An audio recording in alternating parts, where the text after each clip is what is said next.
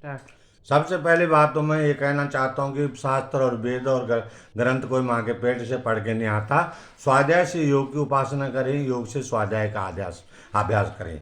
आत्मज्ञान से बड़ा कोई ज्ञान नहीं। आत्मज्ञान जिसे हो जाता है उसका बेड़ा पार हो जाता है।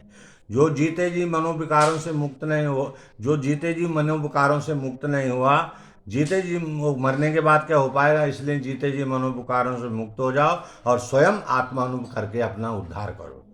मोदी जी ने कई बार अपने भाषण में कहा है मोदी जी ने कई बार अपने भाषण में कहा है कि पढ़ो बढ़ो, अपने दीपक स्वयं बनो, आगे बढ़ो पढ़ो। लेकिन कभी उन्होंने अपने भाषण में ये नहीं कहा कि नीति शास्त्र का अध्ययन करो।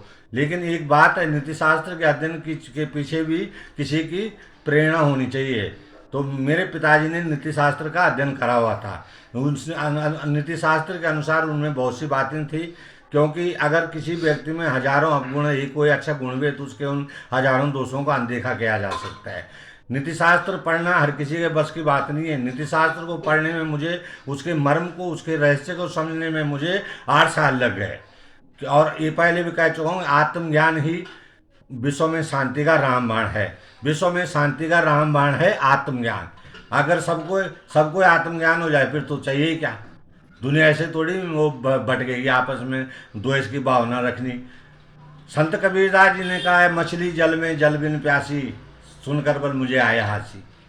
आत्मा से परमात्मा का मिलन ही सर्वश्रेष्ठ मिलन है।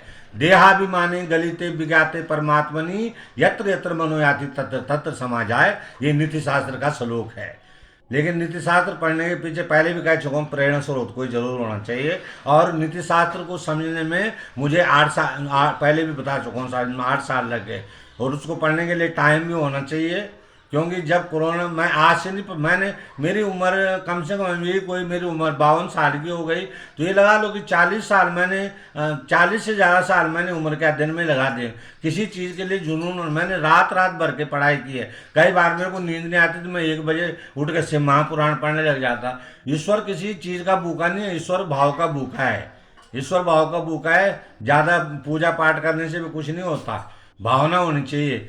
एक एक भजन की ये लाइन नहीं है, क्या वो करेगा लेके चढ़ावा, सब कुछ त्याग के बैठा कहीं, भक्त नहीं भलाओ देखता, गुण देखे गुण गान नहीं। और अनुभूति जो है अनुभव का समानार्थी है। ईश्वर अनुभव का विषय है, उसे बातों से बयान नहीं किया जाता।